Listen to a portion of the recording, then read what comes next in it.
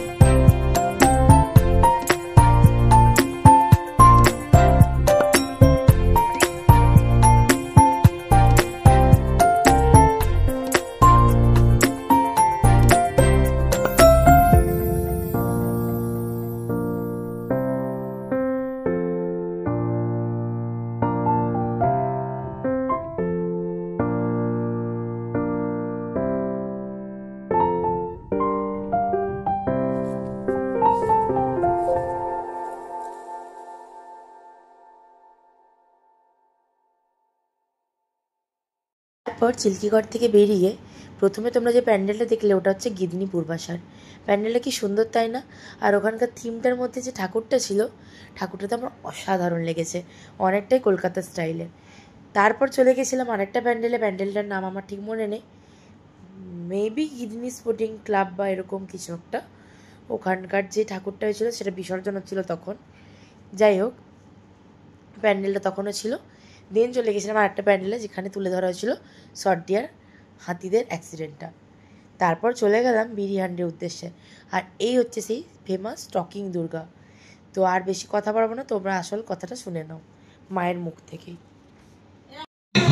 মা আমাদের গজবাহনে আগমনের ফলে আমাদের এই ধরিত্রী হয়ে উঠেছে শস্য শ্যামলা।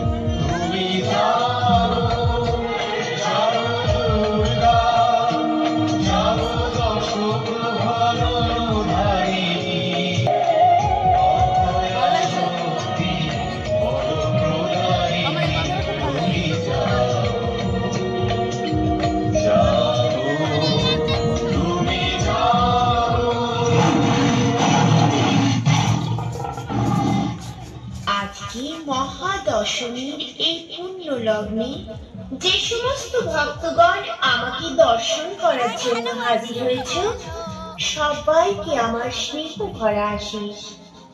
আমার সমস্ত ভক্তগণকে আশীর্বাদ করি, তোমাদের চলার পথ উজ্জ্বলময় হয়ে উঠবে, সবার পরিবার খুশিতে ভরে উঠবে, কর্মক্ষেত্রে তোমরা পাবে অগাধ সাফল্য, প্রত্যেকের সন্তান থাকবে দুধকে ভাতে। ভক্তগণ, যদি কারো জীবনে কোনো সমস্যা থাকে আমাকে মনে মনে জানিয়ে দাও, তোমাদের জীবনের কঠিন থেকে কঠিনতম সমস্যার সমাধান আমি করে দেব। তোমরা সদা সর্বদা আমাকে স্মরণে রাখবে, আমার আশীর্বাদ সব সময় তোমাদের পাশে থাকবে।